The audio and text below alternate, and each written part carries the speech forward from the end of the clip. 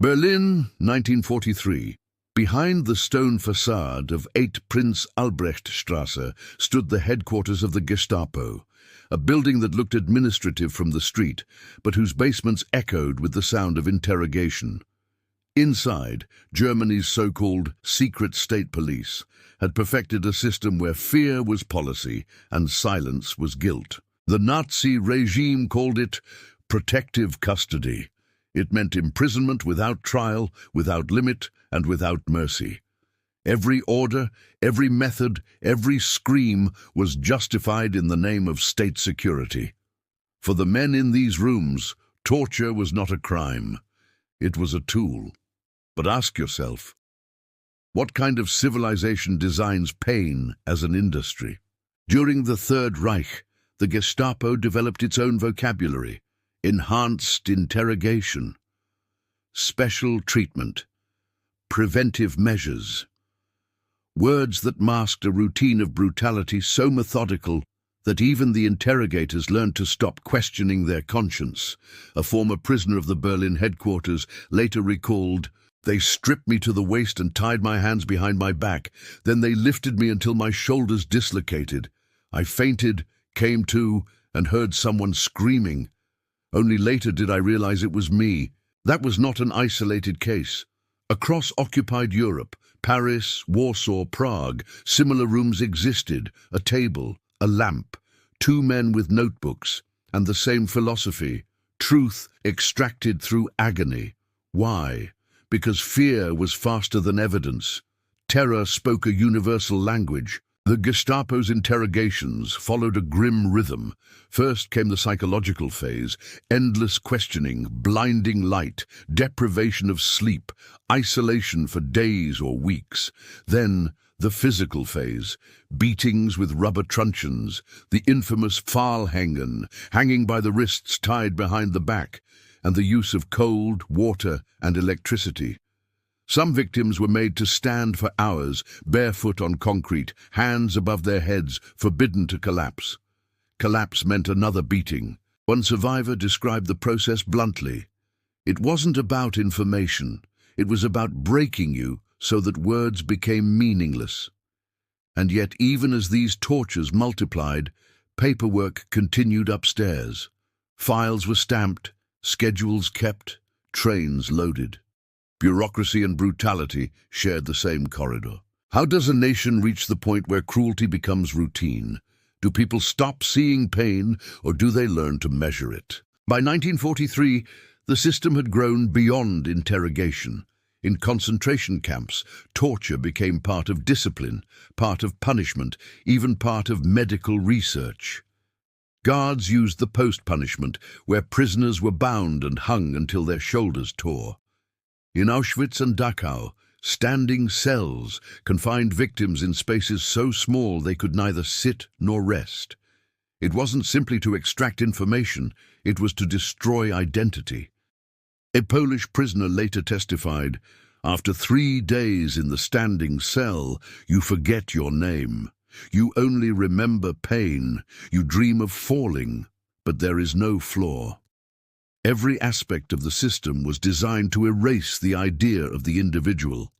Numbers replaced names, orders replaced thought, pain replaced memory. And still, the Gestapo called it Schutzhaft, protective custody. Protecting whom? From what? When a prisoner died under interrogation, the paperwork called it suicide. If bones were broken, it was accidental. The words changed, but the screams did not. By late 1943, Allied intelligence had begun intercepting reports of atrocities, but even among those who read them, disbelief was common. Could a modern European nation really operate torture chambers on an industrial scale? History would answer that question at Nuremberg. For now, inside those cellars, the system continued. The torturers rotated shifts, the victims disappeared, and Germany, outwardly orderly and disciplined, hid a second empire beneath its streets, an empire built on pain. What would you have done, standing in that corridor, hearing what was happening behind the door? Would you have walked away, reported it, or convinced yourself that loyalty was reason enough to stay silent? That silence, multiplied by millions, sustained the regime longer than any army could. As 1944 approached, the machinery of fear expanded beyond interrogation rooms. Camps became laboratories of cruelty, and the science of pain evolved. But the question remains, how far can obedience go before it becomes evil? If you believe these stories must never be forgotten, like the video and subscribe for more untold history. Auschwitz, 1944. The gates read Arbeit macht frei, work sets you free, but inside there was no freedom, and work meant death in slow motion. The Nazis had turned punishment into policy and torture into a system. Auschwitz was not built for interrogation, it was built for control of bodies, minds, and entire populations.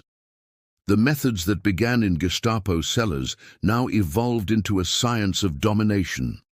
Guards didn't need questions, they needed obedience. Each block had its own Strafraum, punishment room. There, prisoners were beaten, suspended, forced to hold impossible positions for hours. Some were stripped naked and left in freezing air. Others were locked inside what the Nazis called standing cells. Spaces no larger than a cupboard, 4 prisoners at a time, unable to move or sit. A survivor recalled, "You prayed to faint, but you couldn't. They didn't let you die easily." The SS called these punishments education. They believed that suffering could reprogram the human will, and in a twisted way it worked. Not through faith, but through fear. Every scream became a warning to others. Every broken bone was a message. This is what happens when you resist. Can fear truly reshape a person, or does it only erase what made them human to begin with? The camp was ruled by hierarchy, German officers, capos, and then the masses of prisoners. The system encouraged cruelty at every level. Beatings were rewarded. Compassion was punished. The longer you survived, the more you risked becoming what you hated. One female prisoner from Ravensbrück described watching another woman collapse during roll call. The guard hit her until she stopped moving, then ordered us to stand still and look. We stood in silence for hours, staring at the body. That was the lesson. Would you have looked away, or kept watching as they told you to? At Dachau, doctors conducted experiments in the name of science. Prisoners were frozen in ice water to study hypothermia, infected with diseases, or forced to inhale toxic gas. The goal wasn't treatment, it was data. A medical assistant later testified, "They were called volunteers. None of them volunteered. The SS referred to this as research." But what kind of science begins with a scream? These camps were laboratories of cruelty, where pain became statistics. Every act had a form, every death a number. Bureaucracy masked horror with order. Even punishment for minor infractions, stealing bread, speaking out of turn, being too weak to work, could mean hanging, beating, or isolation. The line between discipline and extermination no longer existed. Inside the Block 11 of Auschwitz, also called the Death Block, torture reached its peak. Prisoners were stripped, chained, and left in total darkness for days. Sometimes they were shot in the courtyard, not for escape attempts, but for standing in the wrong place. And the guards, many were not monsters by birth. They were clerks, farmers, policemen, ordinary people who learned that obedience mattered more than empathy. That's perhaps the most frightening part. Evil didn't always look like a madman. Sometimes it looked like a man doing his job. Would you have obeyed orders in such a place? Or would you have risked your life for someone else's dignity? The prisoners developed small acts of rebellion. Whispered prayers, hidden notes, a stolen potato shared between 4 people. These gestures, tiny, invisible, became forms of resistance against a system designed to crush the soul. In the evening, the camp fell silent, except for the sound of the wind through the barbed wire. Some prayed, others stared at the sky, wondering if the world outside still existed. A survivor later said, "When they beat you, you screamed. When they stopped, you listened, and that silence was worse." By 1944, thousands had already died under disciplinary measures. Others were selected for experiments, amputations, or medical injections. The Nazis called it progress. The world would later call it barbarism. Yet at the time, these acts were recorded in ledgers, signed, approved. Everything was legal, so according to Nazi law. How far can a regime go when it writes cruelty into the rules?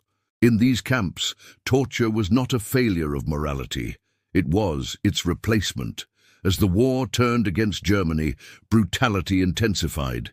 The SS sought order in chaos, control in collapse. They believed that if pain could not save the Reich, it could at least preserve their authority. And through it all, the world outside remained largely silent.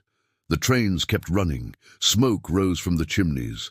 The machinery of fear worked flawlessly, until the day it finally broke. Germany, winter 1945. The Reich was collapsing. Cities were burning, armies retreating, yet inside prisons and concentration camps, the cruelty did not stop. It grew worse. When the Nazi state began to die, it took its victims with it. The Gestapo called it cleansing. In reality, it was murder disguised as procedure. As Allied forces approached, prisoners were transferred, interrogated again, or executed to eliminate witnesses. Those who survived called it the time of madness. A survivor from Buchenwald recalled, when they knew the war was lost, they stopped asking questions. They just hit harder. The methods changed, but the intent remained. Beatings turned into shootings, interrogations turned into revenge. Torture was no longer a means to control. It became a way to deny defeat. In Gestapo prisons across Europe, Paris, Vienna, Prague, officers tortured until the very last day. Files were burned, cells emptied, but the screams continued. A French prisoner from Lyon described his final interrogation. They said, "We're leaving tomorrow, so we'll finish today." They broke my ribs, one by one. They wanted silence, but it was too late for silence. What do men become when cruelty is all they have left? By early 1945, camps like Dachau, Ravensbrück and Mauthausen turned into infernos of starvation and disease. The guards, sensing the end, unleashed chaos. Prisoners were beaten for collapsing, executed for stealing crumbs of bread, or shot simply because there were no orders left to give. One SS guard later testified at Nuremberg, "We were told to keep order until the last minute. No one said what that meant." Order, the word that justified everything. The same word painted on walls, shouted in roll calls, stamped on documents. How many crimes have been committed in its name? As Allied troops advanced, the Nazis began the death marches, forced evacuations of prisoners from the camps toward Germany's interior. Tens of thousands died along the roads from exhaustion, cold, or bullets. The logic was as cruel as it was simple. No witnesses. A prisoner from Auschwitz recalled, "We walked for days through snow. Those who fell behind were shot. I stopped feeling fear. I only wanted to keep walking." Would you have walked, knowing every step was a sentence?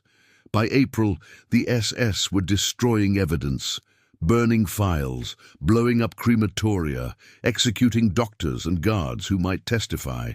Inside this collapsing empire, even torturers became victims of their own system. The Gestapo headquarters in Berlin, the same one where interrogations had taken place for 12 years, was abandoned in haste. Prisoners left behind were executed in the corridors. The paperwork called it final measures. Some guards fled in uniform. Others disguised themselves as civilians. Many tried to justify their actions by saying they followed orders. But can obedience still be an excuse when the orders themselves are evil? In the camps, the last survivors saw the system unravel. Food stopped arriving. The guards became nervous. The beatings, the punishments, the executions, all continued, but now without purpose. A woman from Ravensbrück later said, "They were no longer torturing for power. They were torturing because they didn't know how to stop." That sentence would haunt historians for decades. When the Allies entered Buchenwald in April 1945, they found rooms filled with instruments of torture. Batons, cables, whips, medical devices. Some prisoners were too weak to stand, others were dead beside their interrogators' desks. At Dachau, American soldiers discovered a hospital where patients had been subjected to freezing, infection, and chemical burns. One liberator wrote in his diary, "We didn't understand at first what we were looking at, then the smell told us." By May 1945, the war was over, but the pain remained. The survivors carried it home, or what was left of home. They spoke of the darkness, the noise, the faces of men who seemed proud of their cruelty. Many could not explain why they had survived when others hadn't. Some never spoke again, others testified, hoping their words would stop the world from forgetting. But the world did forget, at least for a while. After the war, some perpetrators vanished into new identities, others claimed ignorance. Yet thousands of documents and testimonies survived, proving what had happened. The evidence was overwhelming, but so was the disbelief. How could a modern, educated nation build torture into its laws, its prisons, its science? Was it ideology, or something deeper in human nature? In 1945, Germany lay in ruins. But beneath the ashes, a new truth emerged. The greatest danger was not only hate, it was obedience without thought. And as the world prepared to judge the crimes of the Reich, another battle began, not on the battlefield, but in memory itself. Nuremberg, November 1945. The war had ended. The camps were liberated. The Reich was dust.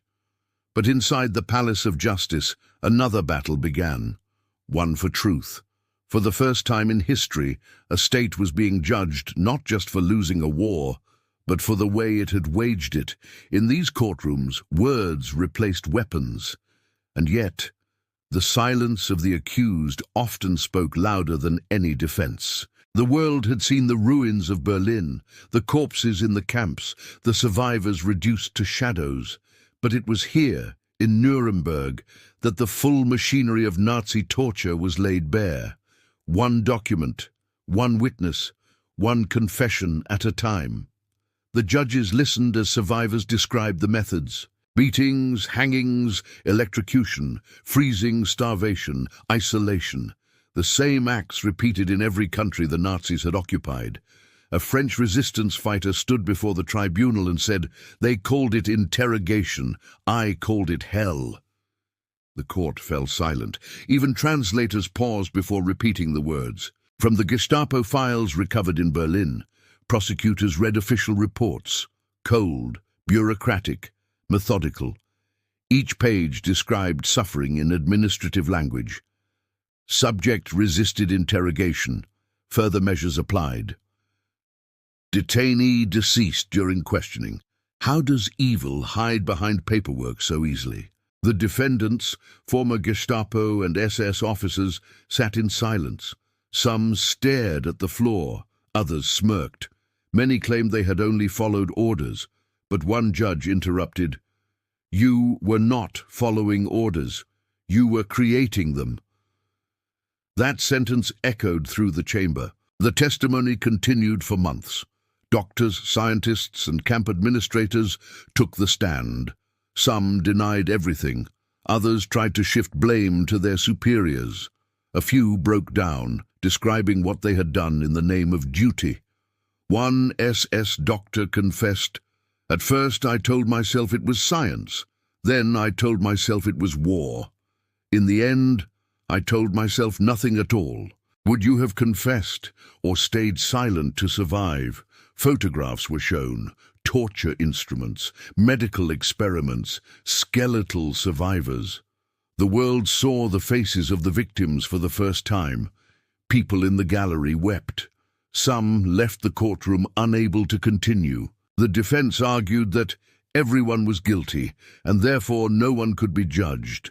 The prosecution answered with a new idea, one that would define modern law: crimes against humanity. Torture, once considered an unfortunate tool of war, was now declared illegal under any circumstance. Humanity had drawn a line, one that should never be crossed again. But has it? When historians look back, they see that every regime claims necessity, every interrogator claims duty, and every torturer believes he is the exception. The tribunal sentenced many to death, others to prison, but no verdict could erase what had been done. Justice punished individuals. It could not resurrect the millions broken by the system they served. One survivor later wrote, "They judged the guilty, but they could never measure the pain. And yet, without those trials, truth might have died in the ruins." By 1946, the world had begun to process what torture meant when institutionalized, when it became part of law, of medicine, of daily routine. The Nazi model had shown the danger of merging ideology with bureaucracy, a system where every act, no matter how cruel, had a form to sign and a box to tick. The Nuremberg trials became more than justice. They became a mirror, forcing the world to ask, how much cruelty can a civilized nation justify before it ceases to be civilized? Reporters called it the trial of humanity, but humanity itself was not on the bench. It was in question. As one of the prosecutors said during closing arguments, "The men in this courtroom are not unique. What they did can be done again, if we ever forget." Would you agree, or do you believe the world has learned enough to stop it from happening again? The trials ended in October 1946. 12 men were sentenced to death. Dozens received life imprisonment. Others disappeared into history. But the memory of the testimony, the words of those who lived through the torture, would remain the truest verdict of all. Because history does not only remember the crimes, it remembers the silence that allowed them. Germany, 2024. Almost 80 years have passed since the Nuremberg verdicts. The torture chambers are now museums. The gallows are gone, the uniforms displayed behind glass. School children walk through the ruins of Auschwitz, listening to recorded voices of people who once whispered in fear. The world swore never again. But history has a habit of whispering the same question again and again. The Nazi system turned torture into administration, murder into paperwork, and cruelty into obedience. It was not chaos. It was order used for evil. And that makes it far more dangerous, doesn't it? When pain becomes procedure, it no longer needs hatred to survive, only habit. We like to believe we would never take part, that we would resist, speak out, refuse. But would we? Would you risk your life to stop a crime everyone else calls duty? The archives show how ordinary people became participants. Guards who once delivered mail now delivered death. Secretaries typed lists of names for deportation. Doctors filled medical reports on unfit prisoners. No one thought of themselves as a torturer. Each had a task, a routine, a justification. That's how systems of cruelty survive. Not through monsters, but through men who do their jobs. A historian once wrote, "Evil does not need fanatics. It only needs functionaries." Think about that the next time someone says, "I was just following orders." After the war, the world built laws to prevent it, conventions, treaties, definitions of human rights. But in secret prisons, in dictatorships, and even in modern wars, torture has never truly disappeared. It only changed its language. Enhanced interrogation. National security. The words sound familiar, don't they? If the past teaches anything, it's that cruelty always returns in disguise. So why do we study these stories? Why return to the darkness? Because forgetting is easier than learning, because silence always comes first, before every atrocity. The survivors of Nazi torture understood that. Many dedicated their remaining years to education. They spoke in schools, wrote books, recorded testimonies. Some were ignored at first. Others were called obsessed with the past. But they spoke anyway, because memory is the last form of resistance. One survivor said shortly before her death, "When I tell my story, I take back what they tried to steal, my voice." Her words remind us that remembrance is not about guilt. It's about vigilance. Would you rather not hear it, just to stay comfortable? That's exactly how it started the first time. When nations look back at the Third Reich, they see more than a failed empire. They see what happens when morality is replaced by ideology, when truth is replaced by propaganda, when humans stop seeing each other as human. That's not ancient history. It's a warning. Today, algorithms track us, states monitor us, and fear is again a political currency. Technology has replaced chains with data and censorship with distraction, but the principle remains. Control the body, break the will, silence the mind. If torture in the 1940s was physical, torture in the 21st century is often psychological. Lies repeated until truth collapses. Fear injected through screens. So ask yourself, have we really evolved or just changed the tools? The ghosts of those rooms in Berlin and Auschwitz still speak, not in words, but in echoes. The echo of footsteps, of typewriters, of orders shouted by men who believed they were saving their nation. Every time we see injustice and stay silent, that echo returns. Remember this, the first blow in history is never struck by a hand, it's struck by indifference. In the end, the story of Nazi torture is not just about the victims or the perpetrators. It's about everyone in between, the millions who heard the noise and did nothing. The buildings are gone, but the questions remain. How far will people go when told they are right? And how many times must humanity learn the same lesson before it truly changes? If you believe these stories still matter, if you believe memory is the only defense against repetition, like the video, leave your thoughts below and subscribe for more untold history. Because history is not finished, it's waiting to see if we remember.